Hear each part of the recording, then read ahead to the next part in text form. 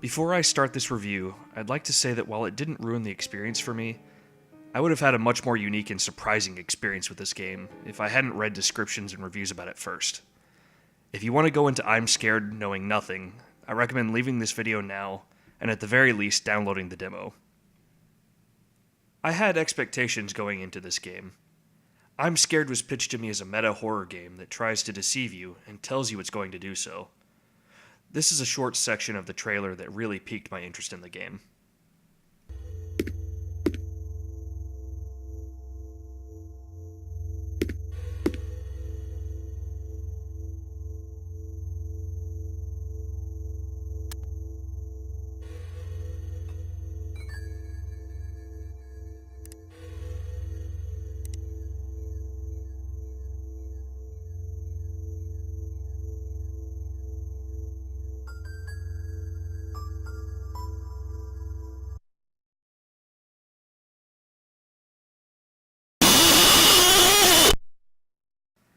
The idea that it would creep into my computer for an experience outside the game was just too good to pass up. And from watching the trailer, I was truly amped.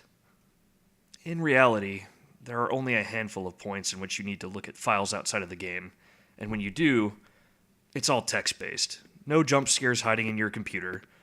The footage shown in the trailer is a modified version of an actual section in the game, but instead of it saying, check the desktop, it says, check the to-do list, and writes a to-do list file that tells you what tasks you need to complete to move on to the next area.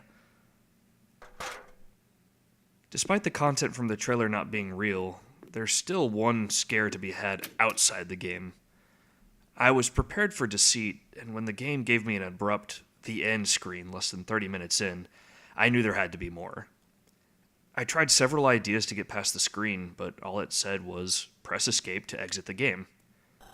Up to this point, the game had crashed multiple times, as the game will close itself if you die, or when you reach a scripted event that has you restart the game in another area. I figured this time it wanted me to close it myself and reopen the game, or that maybe a new file had been added for me to look at. I pressed escape, and it took me back to my desktop. Indeed, there was a new file for me there. I opened it up and got about halfway through when I heard a chilling laugh. My stomach dropped and my hair stood on end. I looked at my taskbar and the game was still open. I opened it up and saw this.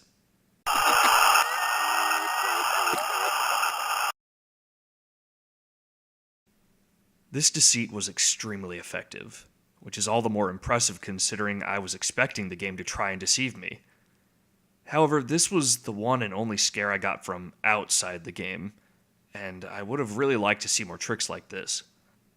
There was a moment not too long after when I thought the game was messing with me by making my camera spin uncontrollably. I was certain this was an obstacle I was supposed to get through, and dealt with it for a few minutes until I couldn't figure out where to go. I eventually figured out this was an actual glitch and not something that was supposed to happen, and it was fixed with the reboot of the game.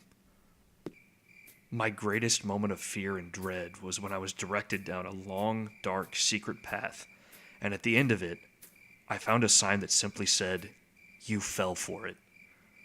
I was terrified to look behind me at whatever punishment was waiting there. I finally turned around and found nothing there. Certainly it would be waiting for me around the corner down the long path. As it turned out, there was no punishment. The developer was just having a laugh. This would have been a prime spot for the game to capitalize on the mistake I had made, and I think it was a missed opportunity. As far as gameplay goes, the controls are simple and effective. You can move, look, crouch, run, and interact. Whereas the old Resident Evil games used clunky controls and camera angles that prevented you from seeing ahead to add to the tension and feeling of helplessness, IMSCARED draws elsewhere. The game looks and sounds like an early PS1 title, with an extremely low resolution, compressed sound effects, and an incredibly short draw distance to keep you wondering what's just ahead of you. On the PlayStation, these were all due to technical limitations, but those limitations add a lot to the horror. When something is close enough to come into view, it's so dim that you can't tell what it is without getting closer. Writing on the walls and floors are impossible to read without getting right up next to it. Sounds range from faint and atmospheric creepouts to screeching death rage flying right at you.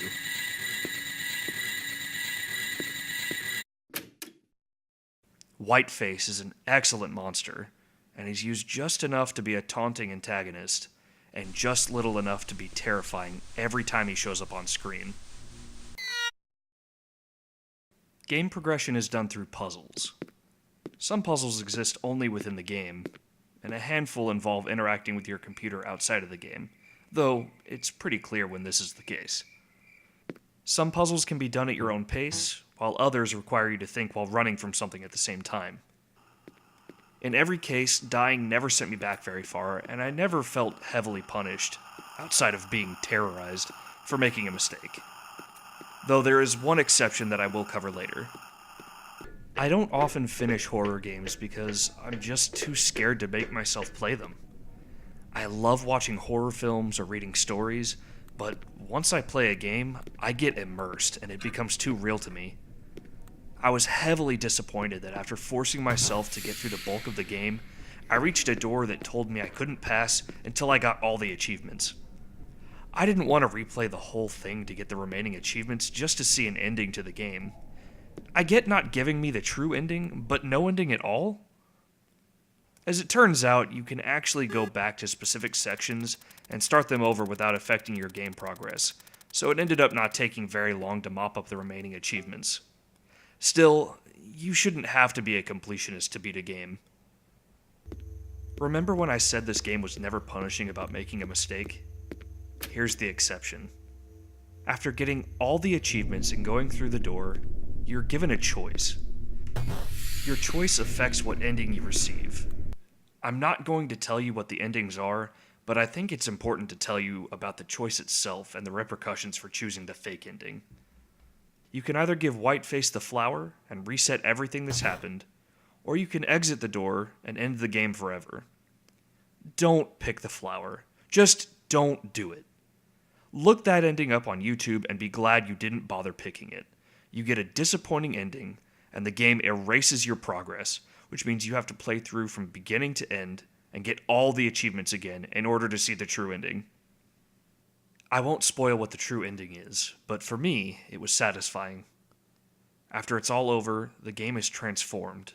The lights are turned on everywhere, you can see out to the edge of any room, and everything is just normal.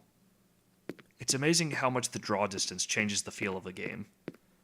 And the game is stuck like this. You can't go back to the beginning, at least not without hunting down the game's INI file and deleting it. Did the game meet my expectations? Not really. I thought the metagame aspect would be used a lot more. Does that mean I'm disappointed? No way. I'm scared terrorized me throughout. It was a unique and polished experience that gives me goosebumps just thinking about it, despite some flaws with accessing the ending. It was well worth the $4 price of admission for me. Could've used that, man. Dude, how I miss that every time. He used this. My useless platform. You removed the one thing. Oh, no. What? You put that there? I thought you were gonna make it. Why? I thought you were. You're evil. You're an asshole. Oh no. Yeah. Enjoy what you've made for yourself. Come on, water. Come on, water.